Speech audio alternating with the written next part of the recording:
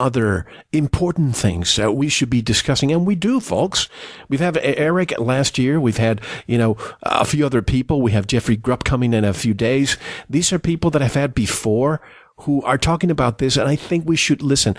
But why do they continue to say we have so many other problems? Why are you focusing on this distraction? Well, if they haven't looked into it at all, I can see how they would think that way. And I kind of thought that way years ago as well, that, well, it's just the shape of the Earth. What does that matter? Does it really matter whether it's this shape or that shape? So if you think of it on that level, then sure, it seems insignificant, and it seems like it could be a waste of time, even if it was true. But if you think of it a little deeper than that, and you think of it as being the most fundamental lie, is where we are, what we're doing here, the earth beneath our feet, the lights in the sky above us, what they actually are. And if we've been lied about all of these, as well as the Big Bang and evolution and the way that we supposedly got here and the purpose we may or may not have in this nihilistic cosmology that they've presented with us, it becomes a big deal.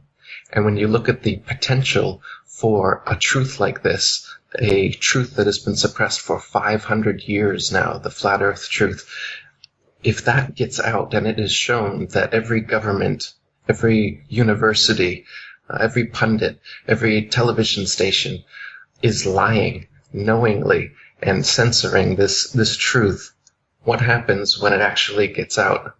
The kind of restructuring of society and the system that truthers are looking for, that people know we need, is what can happen and what will happen and what must happen if this truth gets out.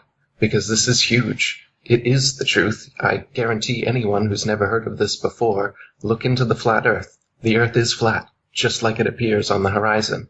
The earth is motionless, just as you feel motionless. Everything in the sky revolves around us, just as it appears if you look up and use your own eyes, your own senses. Everything that your senses tell you is what's happening. But you've been fed a false system. You've been shown CGI images with a ball earth with a horizon that curves. You've been shown more CGI images with a ball earth that spins. You've been shown planets that spin like billiard balls around each other in many different directions at many different speeds simultaneously. You've been shown all these things in CGI format. You've had Freemasons lie to you and tell you they've seen it for themselves, but you've never seen it for yourself. You've just been lied to and shown pictures, and you believe those. It's not science. Science, in fact, shows that the earth is flat and motionless, and there are hundreds upon hundreds of proofs and experiments that have been repeated throughout history for hundreds of years, but you haven't been taught them in school, because they don't want you to be taught that in school. They show you a spinning globe on your first day and tell you that gravity keeps water and buildings and people stuck to the bottom of that thing, and they repeat it until you believe it, your parents believe it, your grandparents believe it. 500 years ago, people were believing it. They even started trying to get people to believe it thousands of years ago, but it didn't pass until about Copernicus in 1500s when this really started to take shape. So the reason that some of the pseudo-truthers, so to speak, or just mainstream sheeple don't want this to get out and say that it's a distraction, it's because they don't know how far-reaching the implications of a truth this deep actually surfacing would be. It's like holding a balloon underwater. When you let go, that thing's just going to rush to the surface. The water's going to go flying, and that's what we need. It's exactly what we need. So that's what I'm working towards doing. In doing what I do, Eric, you become a lightning rod, and I'm sure you have become a lightning rod too. So here's another message I received recently from someone who says he has studied ancient civilizations, and he says they knew that the earth was round. So of course I asked him, can you prove to me that they said that? Well, they could get on top of the pyramids and see that every time they would get on higher steps, they could see farther and farther. What does this have to do with the round earth, if that's just perspective? Right.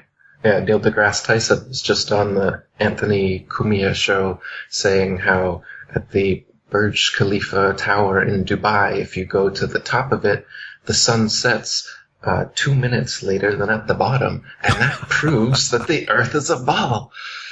So what they're saying is they're saying that the Earth is a ball, and the curved shape of the horizon is what's the sun is disappearing beyond that. And if you go up in the tower, you'll see the sun again for 2 more minutes and watch it set again. And that's proof that it's setting beyond a ball. Yet, if you go up there and you take video 360 degrees around you, you'll see the horizon's perfectly flat all the way around you, perfectly at eye level, and it rose with you at eye level right from the base of that tower to the top of that tower, as is only possible on a flat plane. A ball, no matter how big the ball is, the horizon would stay where it is, and you'd have to tilt your head looking down more and more as you rose to see it. And of course, it would also curve. The reason that you see the sunset slightly later from a higher position is simply perspective on flat surfaces. If you rise even higher than that, then you'll see even farther as well. They don't seem to mention that. When you go higher in altitude, you're able to see further along a flat plane, and that's all that's happening as you go higher. So the sun, when it's setting, is actually maintaining its altitude at about 3,000 miles above us, and it circles over and around the flat Earth. And so from your position, due to perspective, as it goes away from you, just like a row of street lamps, as they're going away from you, the one closest to you seems very high overhead, and then slowly dips down more and more to the horizon, or just like a long, narrow hallway where the floor rises up, the ceiling comes down, and the 2 walls come into a point right in the middle. That pyramid shape, that eye at the top of the pyramid, another reason for that symbol is that's the way that our eyes actually see. Our eye sees in a pyramid-type shape like that, and the sun setting down on the horizon like that is simply an element of perspective. And when it goes beyond the horizon, it's not setting beyond the curvature of a ball Earth. It's simply gone beyond the vanishing point of perspective from your point of view, which is what the horizon line is. It is not the curvature of the Earth, as you've been taught. You can think about it. If the limit of your perspective was the curvature of the Earth, and you saw, say, a ship disappearing over it, then you look to the left, the same amount of distance, and you look to the right, the same amount of distance. Well, there's no curvature there, but that's twice the distance as the ship in front of you that you think has disappeared beyond the curvature. And then to double check this, you can take out a pair of binoculars, and you'll see that that ship that disappeared beyond the horizon over the curvature of the Earth magically comes right back totally into view, hull and all. And that's because it's simply gone beyond your perspective, which you can bring back into view with technology or by gaining altitude, like by going up in a tower. So this is all just an element of perspective, and tricky Masonic magicians are trying to get you to think it's based on the curvature of the spinning ball Earth, when it's nothing but perspective. It was December 7th, 1972, where we saw the quote-unquote blue marble, the image taken by allegedly Apollo 17. But I've always had a problem with that picture. Not with that picture, that photograph in particular, but because of so many new ones have made its way to me, and they're all so different. The United States looks so much bigger now. Africa looks so much smaller now. What's happening? Are the tectonic plates changing so much that when we take pictures now, the land mass has changed? Or is it just pure CGI all along? That's a good one. Yeah, the tectonic changes are causing the CGI pictures to become very different as the years go on. No, that's a good point. Take a look at these images coming from NASA and RASA and JAXA and all these different space agencies, the Chinese, the Japanese. Some of these are even worse than NASA, and you'll notice how clearly fake they are, how obviously Photoshop CGI they are. And when you compare them to one another, you'll notice these impossibilities, like the water always being different shades of blue every single picture. The size of continents changing from picture to picture, one time North America filling up the entire picture, one time it being just a tiny little speck on the upper part. You'll have on the animations, you'll notice that the clouds almost never move. You'll see a spinning ball Earth with the exact same cloud formations for 24 hours. Take a look at these anomalies, not only on the pictures of the Earth, but on the pictures of the moon, because we've never been to the moon either. NASA's moon landing hoax is all about going far enough away, supposedly, that they could turn around and take a picture of this spinning ball Earth they've been talking about for 450 years and say, hey, we were right. Look at that. And the raging debate that had been going on since the late 1800s from Samuel Rowbotham and the other flat earthers then was almost in an instant put to rest by this so-called photographic evidence in an age where most people believed we went to the moon because they heard it on the radio. Nowadays, we have computers, we have Photoshop, we can see these things. You can see anomalies in the original NASA images just by putting them into Photoshop. For instance, you will see many of the images of Earth supposedly taken from the moon have artifacts, rectangular artifacts around the Earth embedded in the image, proving that the image of the Earth was actually cut and pasted in a computer program and put there that way. Otherwise, there wouldn't be a rectangular splotch of blackness around the Earth in space. There's also images where you can see the shadow of a ceiling above the rover as it's taking off from the moon, because it's simply being lifted by a crane overhead in a studio.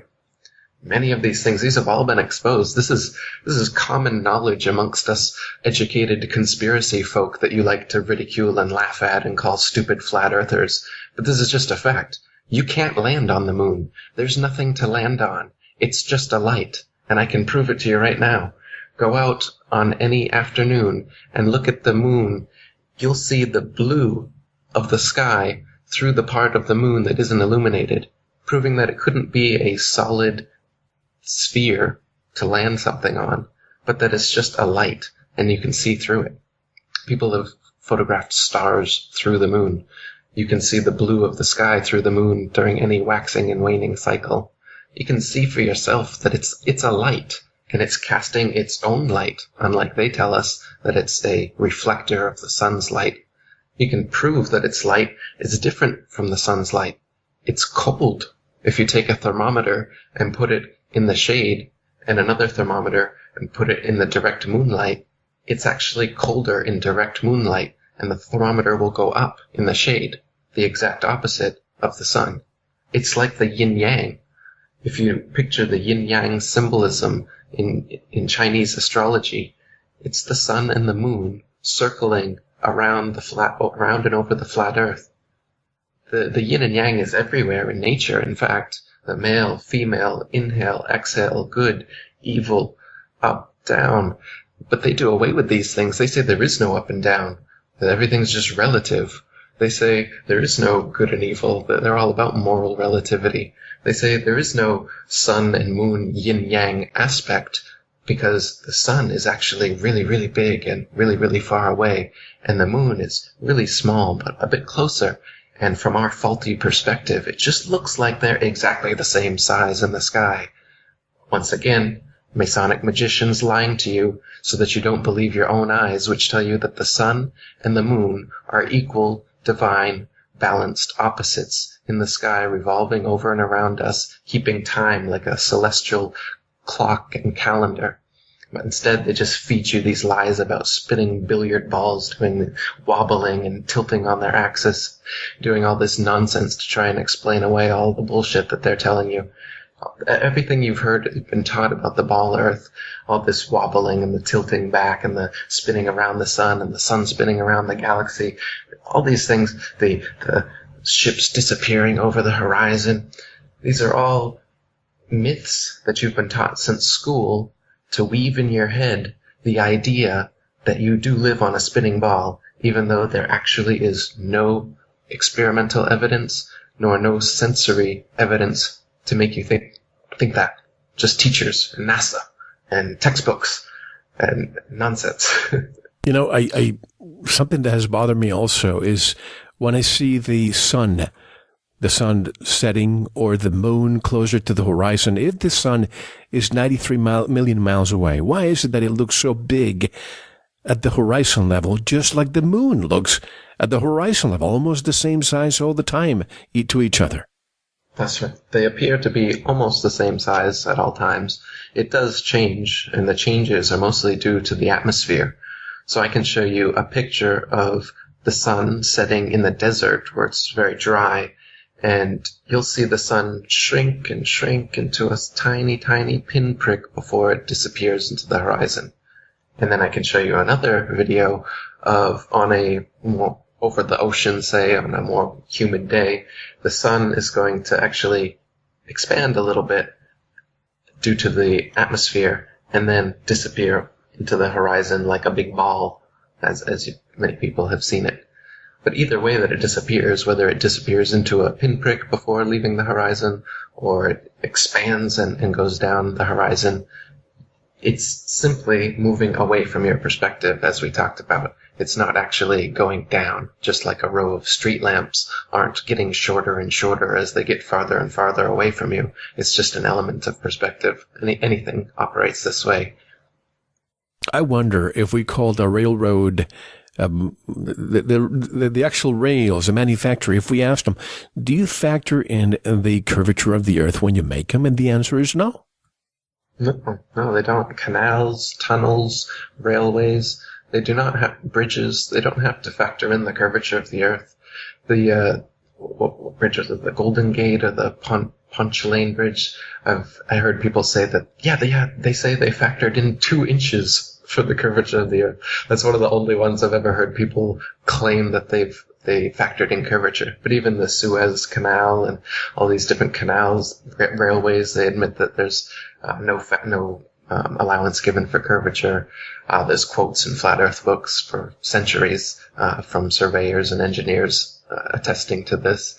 So, and of course that 2-inch one is a joke because the bridge is so long that the actual supposed curvature on their 25,000 mile circumference ball Earth would be, I can't remember now, but many, many, many feet and not just 2 inches. So they can't even get their fake math right when they try to pretend that they factor in curvature. If we are spinning at 1,000 miles per hour, should most of the water, our oceans, cover the equator? Why is it that instead most landmass appears close to the equator? Shouldn't water be around the equator? Take a wet tennis ball and spin it. I guarantee you, folks, most of the water will move to the middle or the equator. Right. Yeah, their idea of a spinning ball and the actual alignment of things on the Earth doesn't fit too well. They try to say that it's an oblate spheroid, and that's to silence people that have objections like yours. Then show me a picture. Show me a photograph of the oblate spheroid. Oops! All our pictures are spheres. We'll get right on that. And then, of course, when you point out that you can see Polaris from the southern hemisphere, and that the southern hemisphere is actually bigger than the northern hemisphere, they say, well, it's a pear-shaped oblate spheroid bulges out under the pole. Under the equator. Yeah, that's it. And once again, well, show me the pear-shaped oblate spheroid then. Now, all they've got are these clearly fake photoshopped CGI spheres. Not the oblate spheroids, not the pear-shaped spheroids that they tell you about to try and cover up all these refutations that people come up with. But that's what you get. And of course, not only would, on a spinning ball, would everything gradually come towards the center, but also it would just fly off. Anything that's tried to stick to a spherical surface, even if it's not spinning, falls off. They say that there's this magical force called gravity, which allows by big masses, by virtue of their big mass alone, to create a force that attracts other smaller masses to it. Okay? Like a magnet? Yeah, but it's not a magnet. It's everything. They say everything has this force. Well, okay, show me something that's not a magnet that does this. No, they can't show you a single thing. They say, well, there's nothing big enough until you get to the level of like moons and the Earth and the planets, stuff like that. Then stuff is big enough to cause this attraction we're talking about that causes the water and you and the buildings and everything to stick to the bottom of this 1,000-mile-per-hour spinning ball. But no practical examples of it whatsoever. They can't show you any mass by virtue of its big mass alone that causes even a dust bunny or some tiny, tiny small mass to stick to or orbit around it the way that they say gravity causes masses to do to other masses. So really, this gravity theory is just an illusion that they've told you to make you believe that it's possible that the oceans could be curved around a spinning ball like this, and that you could be in Australia upside down and experience yourself as right side up and never fall off. These are all just ways to make you stop believing your eyes. It's pseudoscience to remove you from the actual known science for thousands of years, which is that things fall or rise based on their relative density. It has nothing to do with gravity. If something is more dense, then it goes lower. If something is less dense, it just moves higher. If you've got a helium balloon, how come gravity doesn't bring that down to the Earth? Well, because the helium is lighter than the oxygen and nitrogen and other elements in the air around it, so it naturally rises. Oh, but then you hold a rock and let it go, and the gravity is what causes the rock to drop, right? No, it's the relative density. The rock is denser than the air, so it falls. That's it. You've been taught a stupid science that tells you that gravity, this big G, the G in the Freemason symbol, all these Freemasons are telling you, gravity is their God. That's what the G is. Their gravity is what created the Big Bang. Not God, gravity. Gravity somehow made everything just explode and then turn into spinning spheres around each other. And then gravity causes the ocean's tides to pull up. And gravity causes you to stick to the ball Earth. But mosquitoes and bugs and everything can escape gravity. Helium balloons can escape it. Think about it. It's what I'm saying. There really is an up and down in nature. Light things go up. Heavy things go down. That's it. Gravity is bullshit science to make you believe you're on a spinning ball. Last year, we briefly discussed the EPIC, the Earth Polychromatic Imaging Camera and Telescope. You know, that little image that makes NASA feel so smart. I got to tell you, folks, I think the powers that want to be, they want to have intellectuals. They want to bring them to their colleges or universities, give them PhDs so they can be brought to their silos. What they don't want is renegade, inquisitive minds, people who question what they're telling us, like that picture of EPIC showing us the Earth from 1,000,000 miles away. And they confirm it's an animation featuring actual satellite images. But the question is, once you see that laughable moon go along for hours, not a single piece of cloud moves. And I'm sorry, but I just can't believe those quote-unquote intellectuals out there don't question that. Absolutely. And why don't they question that 1,000,000-mile internet connection that allows us to receive those pictures? Where's the patent for that? Why aren't internet service providers using some of that technology? My Wi-Fi cuts out right away. I'm not close enough to a hotspot, but they're able to get super moon animations from 1,000,000 miles away. And what is this about them saying that they have to splice the satellite images together and it's actually an animation and all this stuff? It's a backpedaling liar. Don't you know a liar when you see one? When you catch out a liar and a lie, do they just go, "Oh yeah, you got me. We don't have 1,000,000-mile internet and it's clearly a bad cartoon." No, they say, "Oh, well, it is our satellite imaging, but you see, the way that we receive the technology from the imaging from the 1,000,000-mile internet, we have to splice together, and it looks like a sad animation. Believe us." Smart talk. Yes, exactly. It's all smart talk. And even, I drive 3-4 hours in the desert coming to where I am now in Mexico, and I lose cellular communication for about 3 hours. And I'm thinking, in the 21st century, when we have quote-unquote probes leaving our solar system and transmitting almost at the speed of light to us. Yet I'm here in the desert. and I cannot get cellular signal. But anyway, I was telling you offline that we took a sunset cruise a couple of days ago. And in the sunset, I've mentioned this before, how from my house I can see 80 miles away the coast of Baja California. So I went to the captain. I was holding some binoculars, and I asked the captain, "Hey, captain, can you tell me what that is that we can see only now in the afternoon because he can't see it during the day?" And he said, "Oh, sure, that's the tip of Baja." And I said, "Really? You think that's just the tip? Why don't you look through these binoculars?" And he couldn't believe it. He saw from the bottom of the bottom that meets the sea all the way to the top. And he looked at me and he couldn't explain it. I just love to see their faces when these people who, are navigators and so on, all of a sudden are confronted with something they had no idea was in front of their faces. Absolutely. It's the same thing as the ship disappearing over the horizon. You can bring these cityscapes that are supposedly refractions of light, like the Chicago skyline that made a big stir 60 miles away. Oh, it's just light being refracted. Well, use the binoculars and you can see all the way to the base of the buildings. Again, this is an artifact of perspective, that the things closest to the horizon disappear before the things farthest away. So the hull of a ship going away from you disappears before the masthead. But by using binoculars, it comes fully back into view. Just like a person walking away from you, their shoes and their ankles and then their knees and the rest of their legs are going to disappear before their head does. But that doesn't mean that they're walking over the curvature of a ball Earth. And you can prove that it's not the case with binoculars, telescope, or zoom camera, and bring the entirety of their legs or the bottoms of the boats or the bottoms of the cities all the way back into view.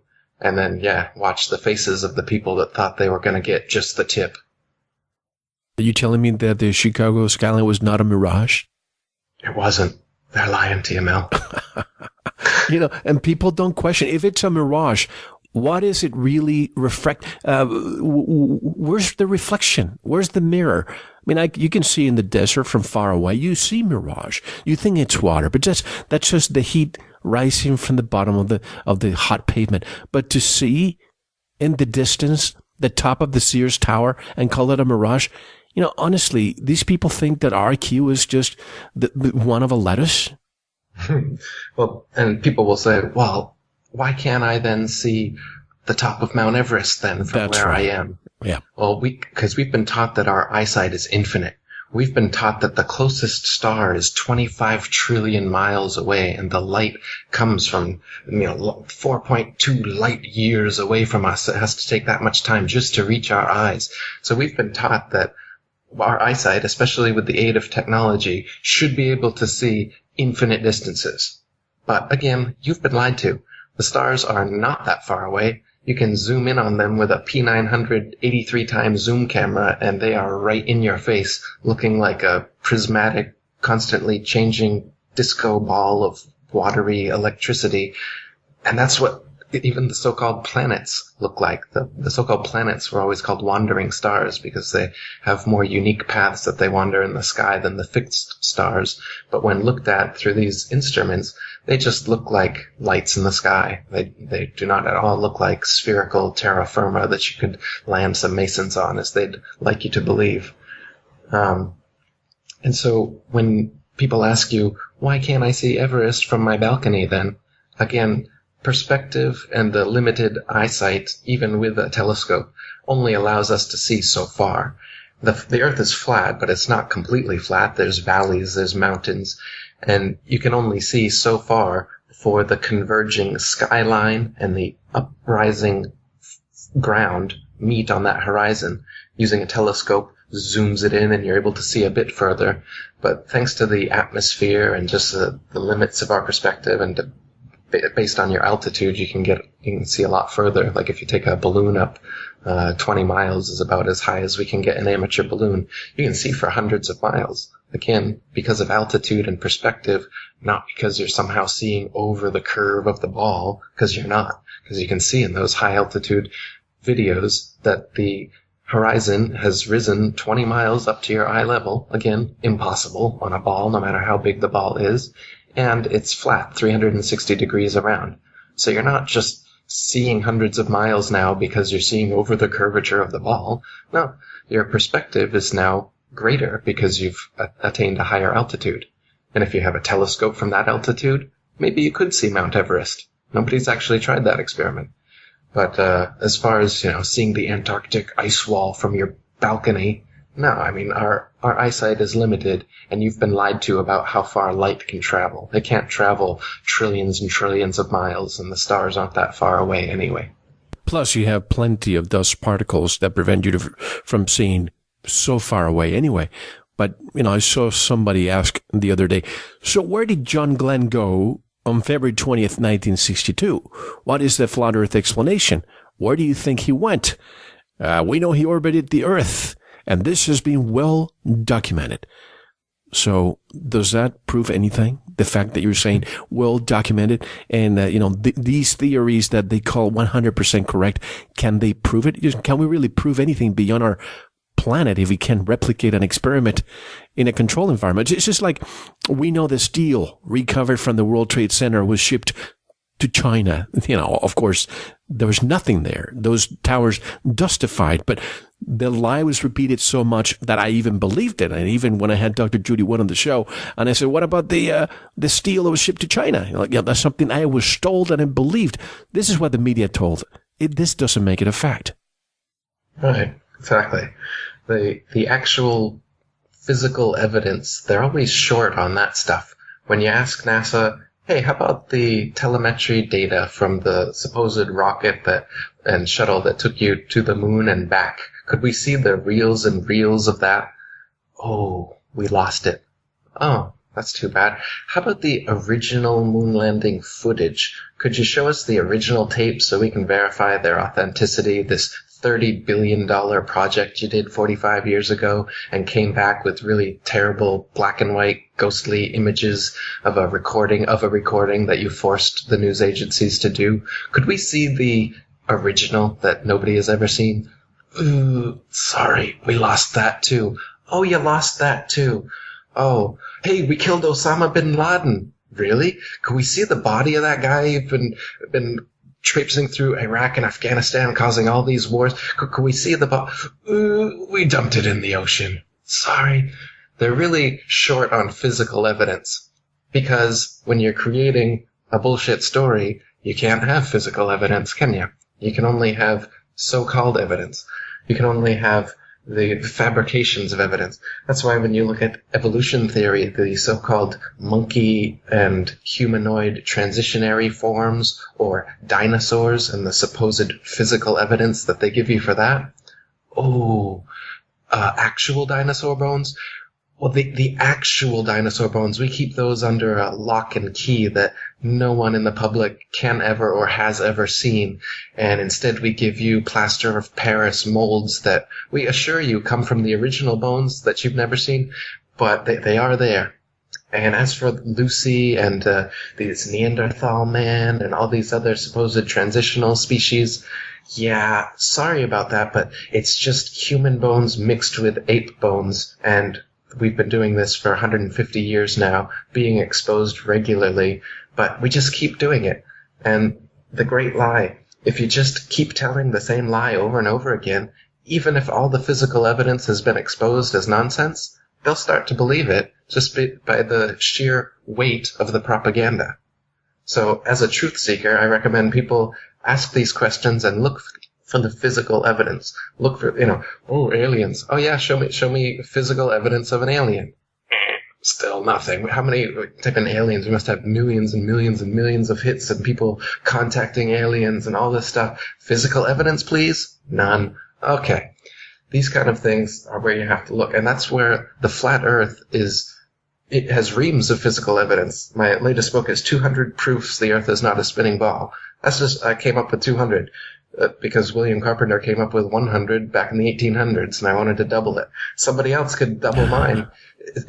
When you're dealing with the truth, you can come up with as many proofs and experiments and evidence as you want, and that's what you're going to find for the flat, motionless Earth. And again, this is why they don't want you using this method of discernment. They want to keep you in la-la land, based on testimonials and hearsay. They don't want you doing actual science, looking for actual physical proof of things, because that's when you really start to get to the bottom of these hoaxes. I'm just laughing because I've said it many times for years that my wife is in a totally different wavelength than me when it comes to all of this. Like the captain the other day, when I asked him the question, she knew why I was asking. She was rolling her eyes. Or we went in, a few months after we did our interview, and we discussed a little bit of the dinosaurs, which I'd like to discuss more later. But we went to the Museum of Natural History in New York back in October or November. And my wife and my daughter went with me, and I asked two curators in front of them. And I said, are there, because they have a bunch of dinosaurs, they're huge, the size of buildings, right? So I went to them and I said, are there any real ones here? Any of the bones real? And my wife was like, how dare you ask that question? They are real. Look at them. And both of them said, no, sir, those are, as you say, plaster. And I said, what's the reason? Why can't you just, because of the elements, and we don't want people touching them, even though they have, ropes around them. You can't touch them. But just to avoid the historical value, we need to put them away somewhere. And I'm thinking, where the hell do you have these huge bones? Where's the warehouse? I like to go see. So do they have real bones somewhere?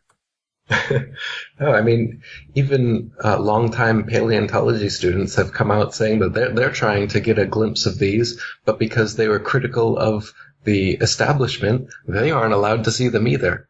Basically, it seems like unless you're indoctrinated enough, or unless you've been brought into the secret societies and told the truth anyway, that you're not going to get into the higher echelons of this kind of stuff anyway. So, people like Neil deGrasse Tyson, he knows the earth is flat and motionless. He's a Freemason, and he's doing a job, an acting job, where he propagates this deception onto you guys. And the high-level dinosaur people, it's the same thing. They know that dinosaurs don't exist. But the bones, supposedly the real bones, are kept locked away, but they just give you plaster of Paris. If there were real bones, you could put them behind, solid, bulletproof glass, whatever you want, but show us the real thing. No, they can't do that. But they show us petrified wood. I mean, lunar rocks. That's right, which have now come out to be fake, right? These moon rocks that Neil Armstrong and Buzz Aldrin gave to museums around the world have now been scrutinized and found to be just petrified wood that they've dug up somewhere. So, yeah, these things, they've been exposed as complete hoaxes, but the public is still being duped by things like museum displays of fake bones and whatnot to make us believe that we evolved from giant reptiles. So what dinosaurs do for the evolutionists is they provide the stepping stone from lizards and fish and non-flying things to flying lizards and then reptiles turning into mammals. See, they've got these links in the supposed evolutionary chain that they don't have fake answers for, so they've had to come up with them along the way. And so, they say that the Big Bang happened and everything came from nothing for no reason due to gravity, their God. And then all of this explosion, which, unlike most explosions which destroy things, this explosion created things. It created everything somehow out of nothing. So it's a creationary explosion. And then all this debris, which came out of nowhere and nothing. And now, what is this debris? What is it? Well, it's the lighter elements, I guess. Hydrogen, helium. Okay, whatever. And then somehow they become greater elements and bigger, heavier elements. And they start spinning around and they become these planetoids, lifeless. Oh, but then somehow water forms, the elements come together, and somehow with an intricate, meandering of these elements, consciousness and life and intelligence somehow comes into play. Oh, and now there's living organisms, and then somehow they reproduce. Oh, there was two of them, and they had sex somehow. They just simultaneously manifested, I guess, and now sexual reproduction started happening, and then the species started changing. And they had two males that reproduce. How is that? Right. How is there two of anything? How is there one of anything? They can't explain that, but they just skip over that in one sentence in your textbook and hope that you don't ask questions. Oh, and okay, so then it's multicellular organisms, and then it's a fish, say, in the water somehow. Okay, now we're up to fish now. And then the fish somehow crawl up onto land, and they don't die like every fish you've ever seen that jumps out of the water. Somehow it lives. It transitions its gills into lungs. It mates. Somehow the offspring live, and then the offspring have magically mutated into air-breathing fish-like amphibians now, and then the amphibians turn into reptiles, and then we got to get them flying. Okay, that's where the dinosaurs start coming in. We got a flying pterodon, pterodactyl, terrorist. We like that word, terra. Terra means earth, the earth that we lie about. So it's a flying dinosaur.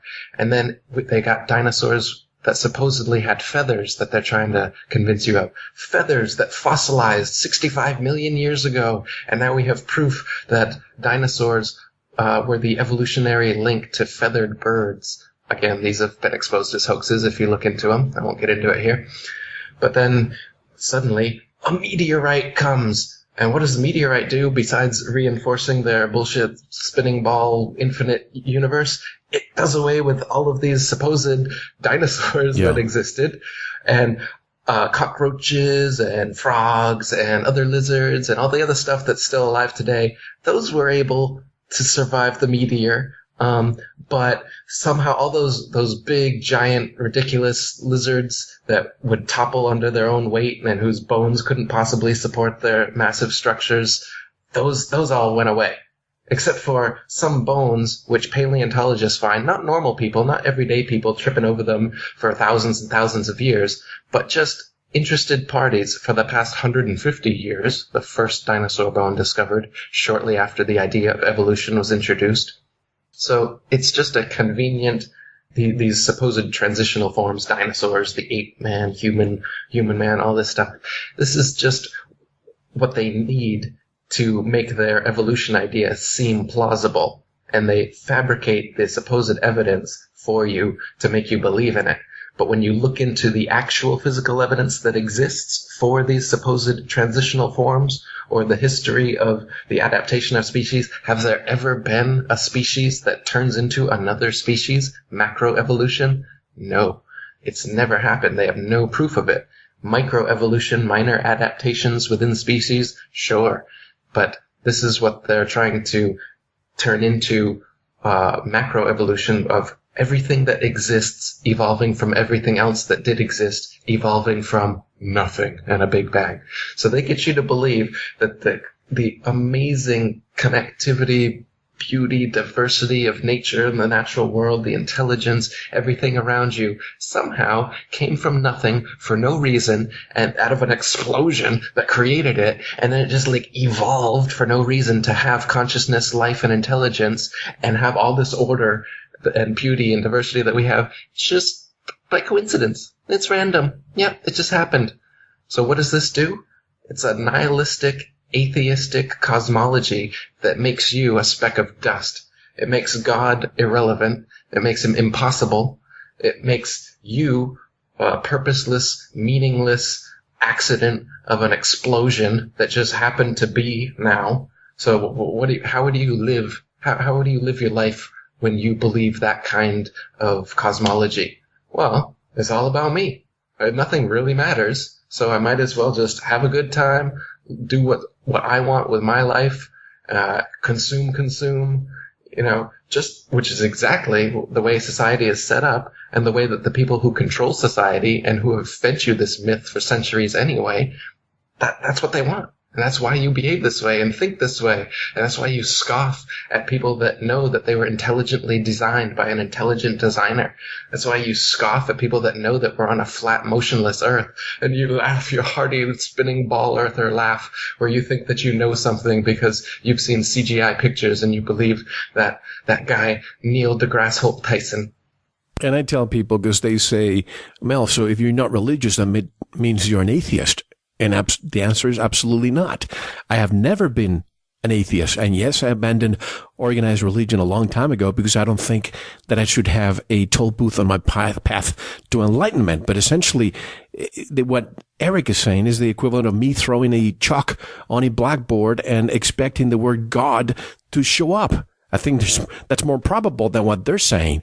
But by looking at the species, by looking at consciousness, by looking at everything that surrounds us, to come from an explosion, I just still cannot get it. So yes, I think they're trying to get us to believe that we are insignificant, utter dumb slaves that have no hope, so that we can just go to work 8 to 5 paradigm and just be too occupied to ask questions. But I have a question. Probably half an hour away from me here, there's something called the Pinacate Crater. And it's by UNESCO, they consider it as important as Machu Picchu in Peru. Not a lot of people know this, but this is the crater by, let's call it whatever, a meteor, whatever crashed on it, where the Apollo 11 astronauts practiced before going to the moon. These craters are what look to be like craters. What are they then?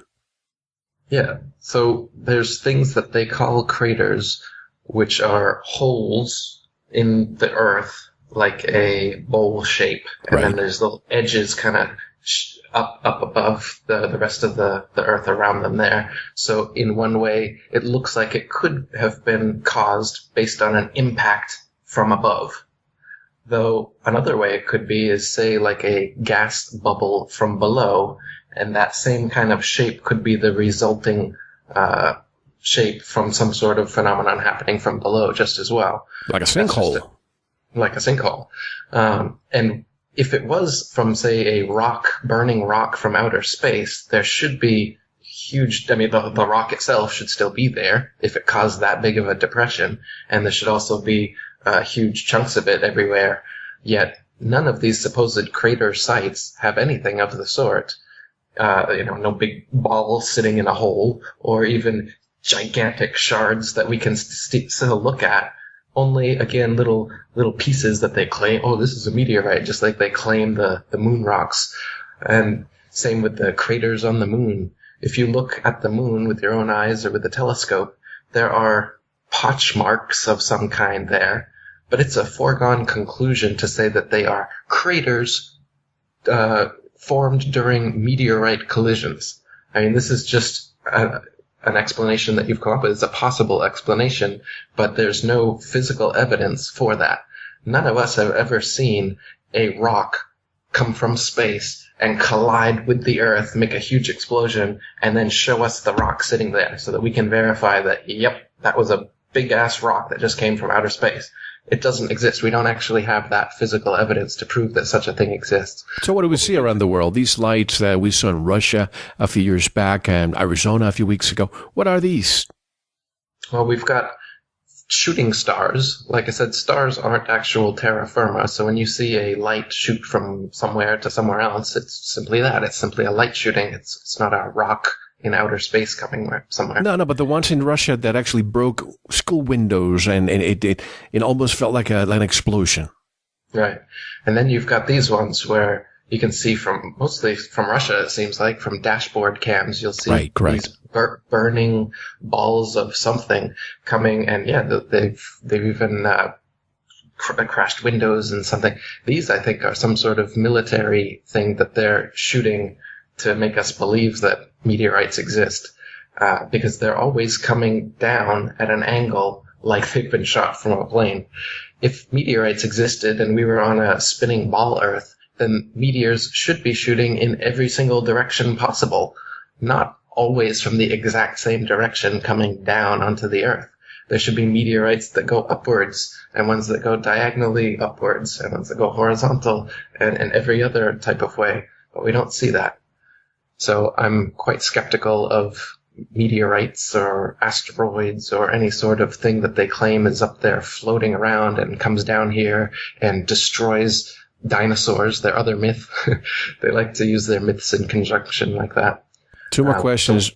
No, I'm sorry, finish your statement. So as far as the Russian ones, I would tend to think those are some sort of military experiment, some sort of weapon or something like this, because you don't see them all over the world. You just see them there. It seems like it might be something they're working on. And the craters, not sure what those are formed from, but again, not seeing the evidence that they're from rocks falling from the sky.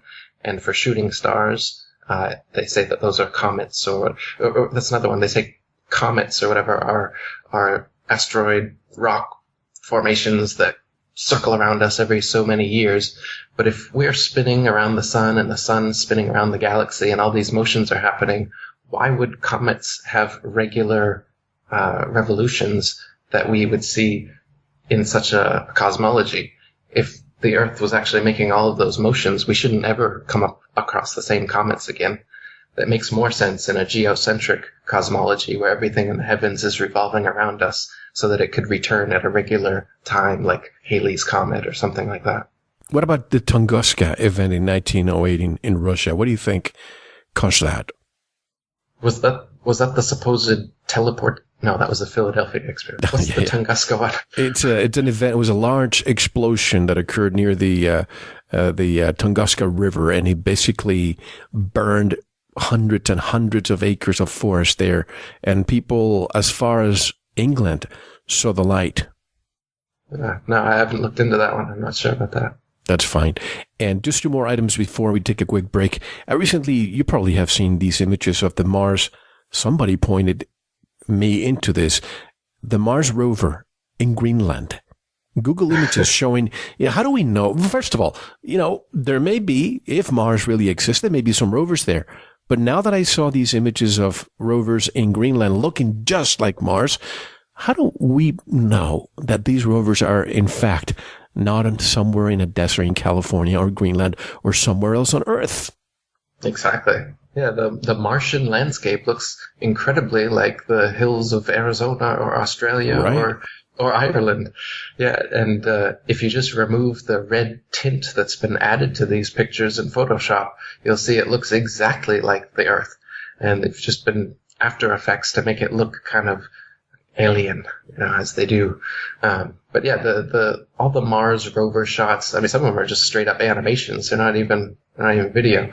The video are all filmed here on Earth, just like the moon supposed landings. You can see that they use the exact same backgrounds over and over and over again on the different missions, and on the same missions where they say that, today we're 5 miles from where we were yesterday, and then you line up the mountains and the hills in the background, and they match exactly. They overlay perfectly, showing that they're in a relatively small studio, having to use the same backdrops over and over again, but shooting them from different angles and from different distances to try and give the illusion that they've covered great distances on the moon. But again, with your third eye and a little bit of physical evidence, putting them next to each other, the angles, ups and downs of the mountains and hills trace each other exactly. Just like the gravity on the moon, which is supposedly 1/6 of the fake gravity here on Earth, causing the astronauts to move in that slow, floaty type of way. When you speed the footage up to 2 times, you see that they're in regular, normal atmosphere, gravity, whatever you want to call it, and they're just bouncing along or in their little buggy going along, kicking up dust at the exact same rate it would here on Earth. They've just slowed it down in post-production to make you think it's more alien again, just like the red tint in the Martian photos. So it's all Hollywood stuff. This Martian, they're going to send someone to Mars. They found water on Mars. There's a pyramid on Mars. There's a face on Mars. Yeah, a Photoshop face. Yeah, Photoshop pyramids. Yeah, Richard Hoagland goes on CNN, and you believe it because it's some supposed NASA insider exposing it, right? No. That's the way to get the propaganda to really sink in. You give these whistleblowers to come out, and you make them into heroes that are exposing this information that only they have on the inside, right? And that's what us conspiracy theorists love. We love a good whistleblower, and we think that is actual truth and proof. But this is what I'm saying. This is the kind of evidence that we need to move away from. That's hearsay. When you have some supposed expert coming out and giving you information that only he has and that only he can confirm, that's called hearsay. It doesn't matter how much of an expert he is. We need physical, tangible evidence, stuff that you can put your hands on and prove. And again, that's why these kind of pundits, these kind of whistleblower, insider, conspiracy guru types don't want the flat earth truth coming out. because then you can prove for yourself that their claims are nonsense. And, the cat's out of the bag. The flat earth is the cat getting out of the bag, and they really don't want this one to get out. That's why the subject is so full of shills and trolls and nonsense, like the Flat Earth Society and other fake flat earthers that come in and give fake arguments and give fake flat earth facts to make the idea of flat earth seem impalatable to people and to seem ridiculous, so they don't want to discuss it and research it, and to think, like you said, that it's irrelevant. What does it matter what the shape of the earth is anyway? As you've been listening to us talking for the past hour, you can see how it's very relevant and how there's a huge myth of what and who we all are interwoven into this. And when that is brought down, this whole myth is brought down, and there's a whole new worldview that comes clearly into view, which shows that you were purposefully, intelligently created to be this way, as was the whole earth. And it's obvious. You've been blinded from that obvious truth to think some nonsense that everything could come from nothing for no reason and create everything that you see before you. You've closed your eyes to reality and opened your ears to Freemasons. That's it. That's all that's happened. And when I think of Lenin, I think of his quote, "The best way to control the opposition is to lead it ourselves." So even with, I keep putting the metaphor of the comparison with 9/11. You see on TV, you see certain people that come on TV, the mainstream media, to discuss how there was a demolition that day or blah, blah, blah. There are certain control oppositions that are allowed to speak to really, truly derail you. But the real ones, like the work of Dr. Judy Wood, you'll never see her on the mainstream media because that is the scientific work of somebody with double, triple PhDs, with mechanical engineering, with interferometry. That is somebody who you want to analyze what happened. Everybody says, I want a new forensic investigation. Well, she already did it, but nobody wants to listen. So one last point before we take the break. This is Eric from the Daily Mail. On October 13th, 2015, a China Airlines flight landed in Anchorage, Alaska, with an extra passenger after an expectant mother gave birth to a baby girl more than 8 weeks early. The Bali to Los Angeles flight was forced to make an emergency landing on Thursday after a Taiwanese passenger's water broke 6 hours into the 19-hour journey. So, folks, get out your globe, and you will see that there is no way that Anchorage, Alaska, was anywhere near the route of the flight, which could have just easily continued its path straight to Los Angeles or landed in Honolulu. However, on the Flat Earth map, the same one that matches the UN flag, Anchorage, Alaska, is very near the route. And I'll take your comments on the other side, and we have so much more to discuss, including the dinosaur hoax.